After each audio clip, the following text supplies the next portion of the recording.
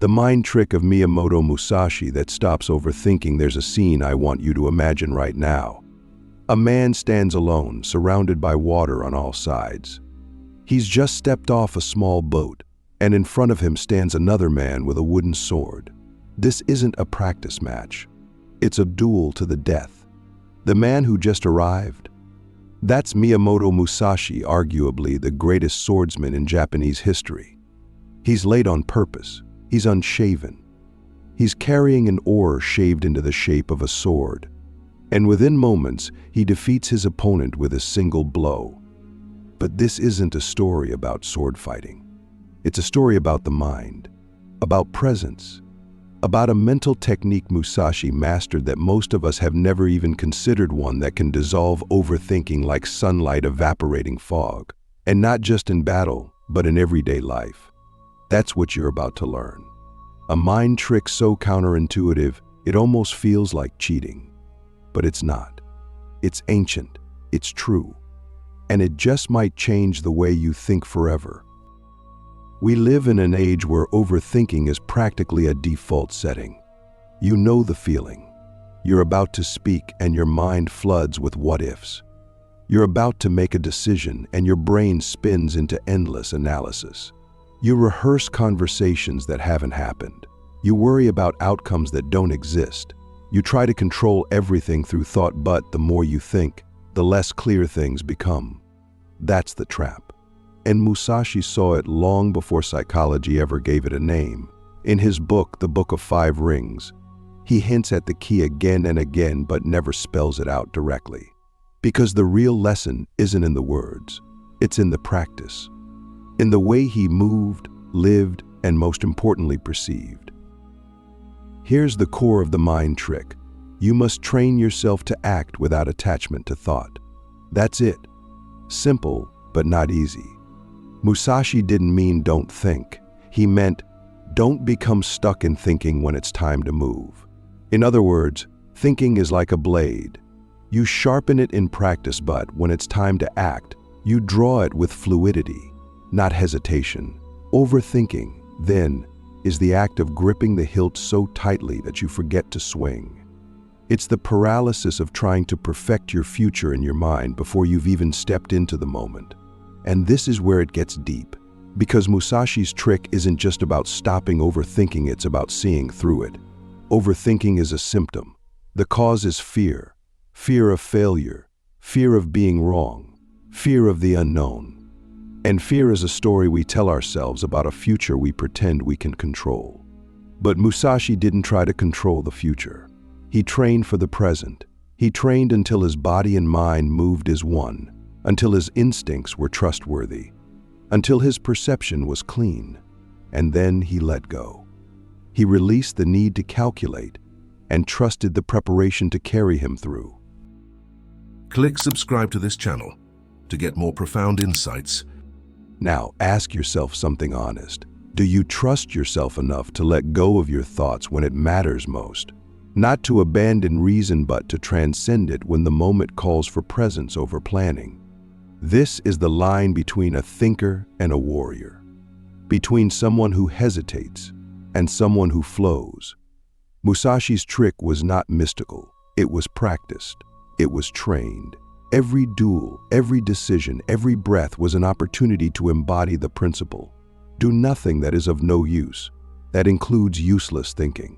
That includes mental loops that don't serve action. That includes the endless inner chatter that doesn't lead to clarity but confusion. Here's where the modern world makes it even harder. We're rewarded for overthinking. We're taught to analyze everything. We're praised for hesitation disguised as caution. But caution without clarity is just fear in a nice suit.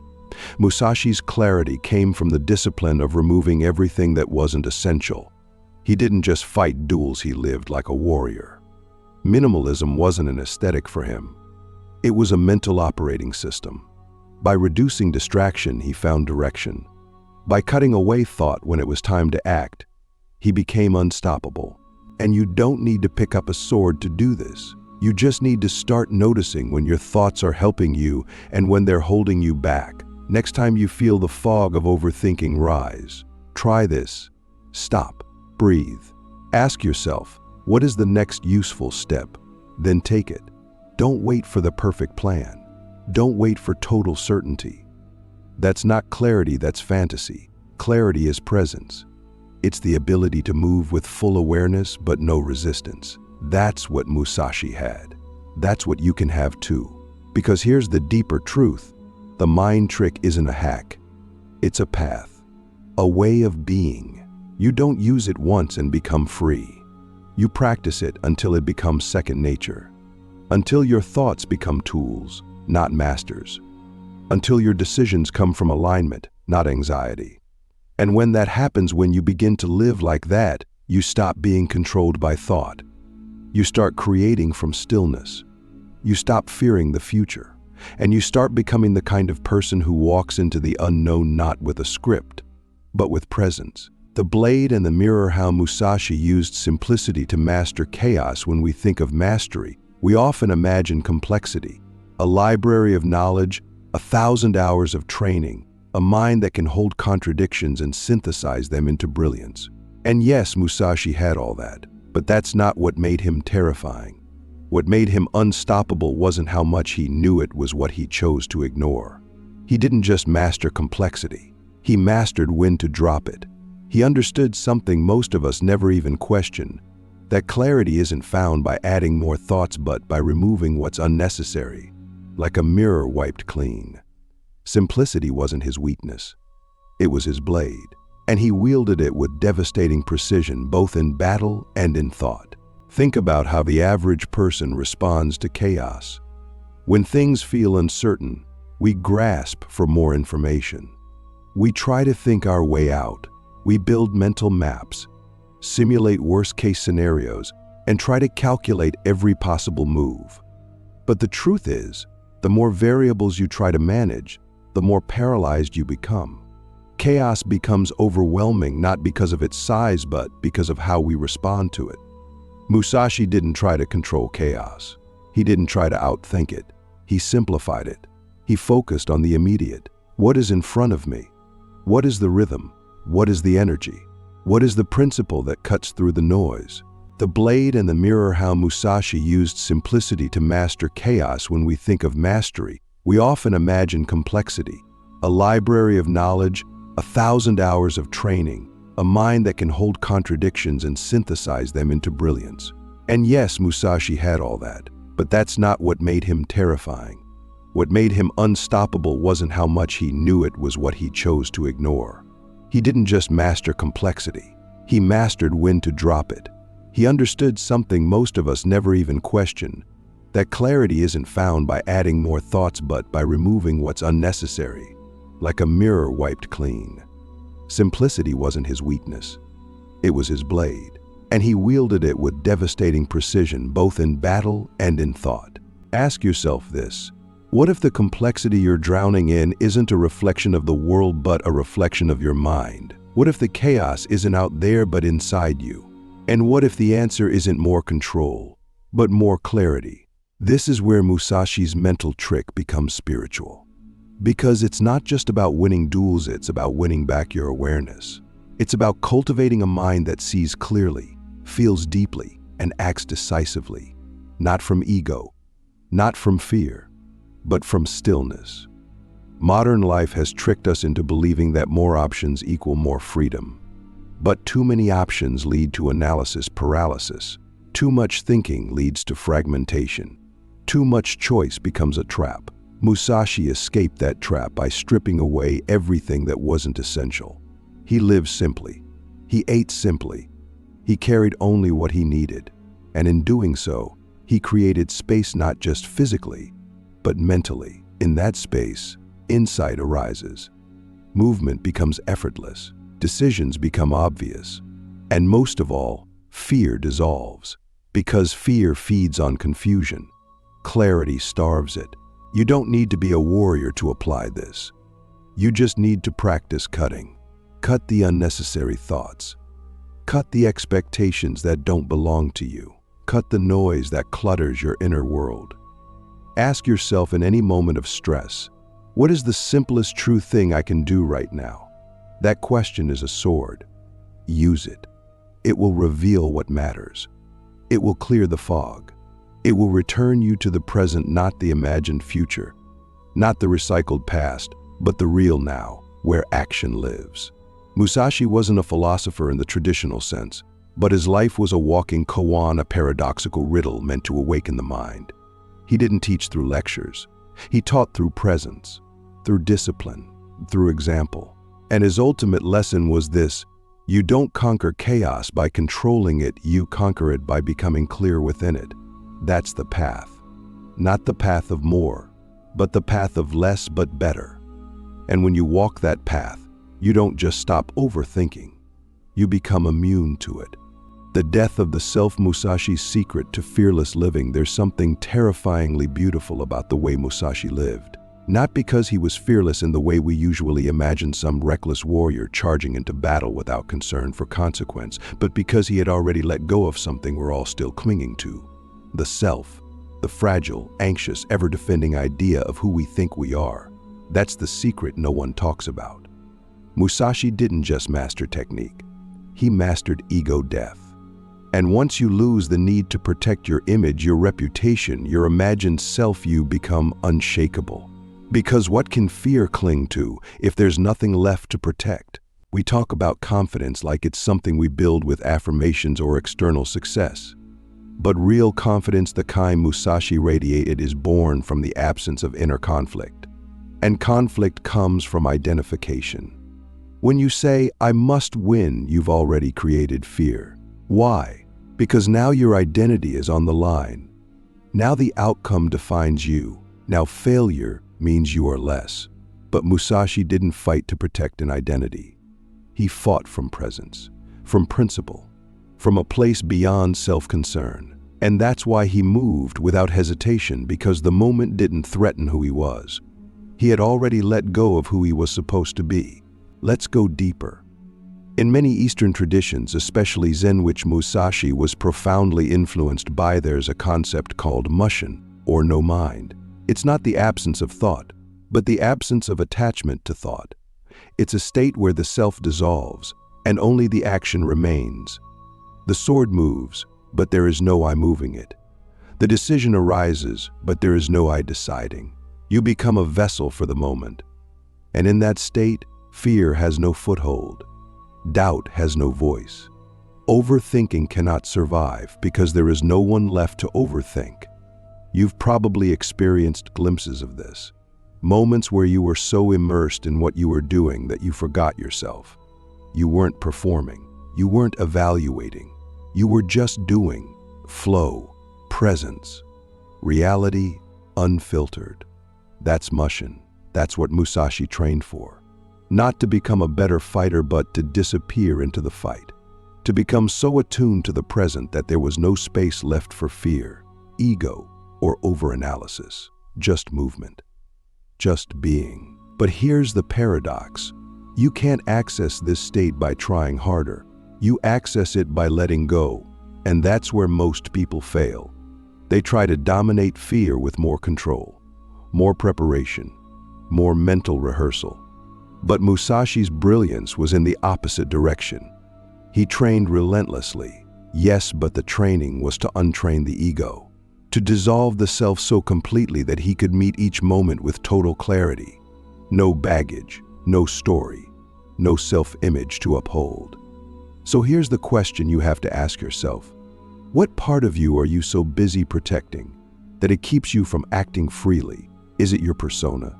Your idea of being smart, successful, kind, strong? Who would you be without that mask? Can you even imagine moving through the world without needing to prove, perform, or defend? That's the death. Musashi died not physically, but psychologically. He stopped being Musashi the image and became Musashi the presence. And that's when he became invincible. Not because he couldn't be killed, but because he couldn't be shaken. This is the final layer most people never reach. They want to stop overthinking, but they don't realize that overthinking is rooted in the preservation of the self. When you let go of who you think you are, decisions become simple. Fear becomes irrelevant. You stop asking, "What will people think?" or "What if I fail?" And you start asking, what is the truth of this moment? And then you move. Not from force, not from anxiety, but from alignment. Musashi's life was a meditation on this principle. Every duel, every decision, every word he wrote was pointing to the same truth. Freedom is not found in control. It's found in surrender, in the courageous act of giving up the illusion of control, the illusion of a fixed self, the illusion that you must be something greater than what you already are in this exact moment. When that illusion falls away, what's left is not weakness, it's power. The power to meet reality without fear, the power to act without hesitation, the power to stop overthinking, not by suppressing thought, but by transcending the need to think about yourself at all. The final cut: how to practice Musashi's mind trick in real life. So now we arrive at the part that matters most. How do we live this? How do we take a concept as profound and elusive as Musashi's mind trick, the art of acting without overthinking, of cutting through chaos with simplicity, of moving without ego, and bring it into the reality of our everyday lives? Because it's one thing to admire this from a distance, to nod in agreement while watching a video or reading a passage. It's another thing entirely to embody it when your boss is demanding answers, your relationships are in conflict, your mind is racing at 3 a.m., or you're standing on the edge of a life decision that could change everything. That's where the practice begins. That's where philosophy stops being abstract and starts becoming real. The first step is awareness. You must become radically honest about when you are overthinking. Most people don't realize they're doing it. They call it being careful or being thorough. But Musashi would ask, is it useful? That's the razor. If the thought leads to clarity, keep it.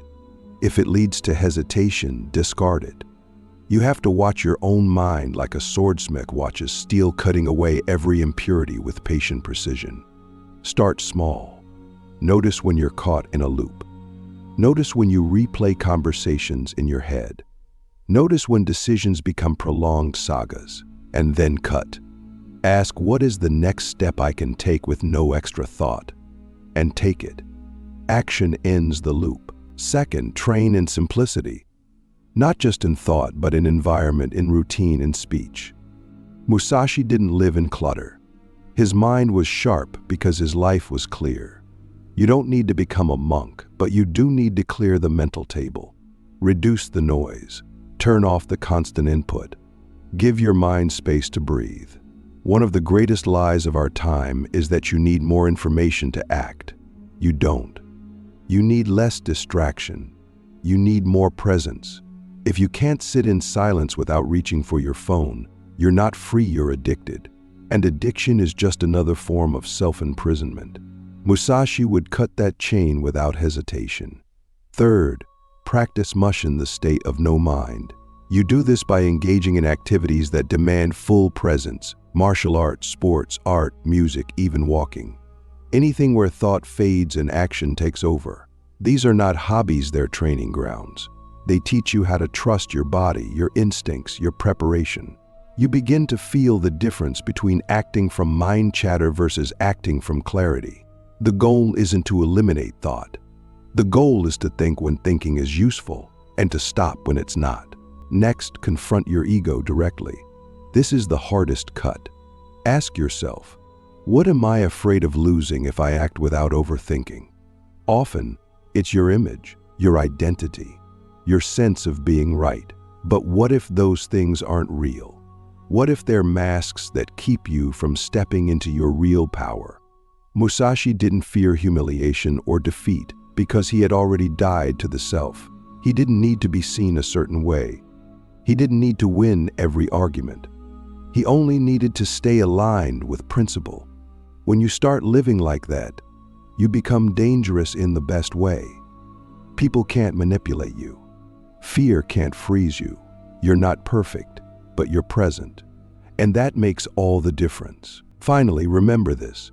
Clarity is not an accident. It's not something you stumble into. It's something you train. Every moment you choose awareness over reactivity, every time you take a step instead of spinning in thought, every time you cut through the noise instead of adding to it, you're practicing Musashi's trick. And over time, it becomes natural. You stop asking, can I do this? And start doing it. You stop fearing the unknown and start walking into it with eyes open. You stop performing and start being. And that's the final cut. The mind trick of Musashi is not just about avoiding overthinking. It's about living with such clarity, presence, and simplicity that overthinking becomes irrelevant. You don't need to control the storm. You need to become the calm inside it. That is the path. That is the practice. And that, more than anything else, is the way of the undefeated mind.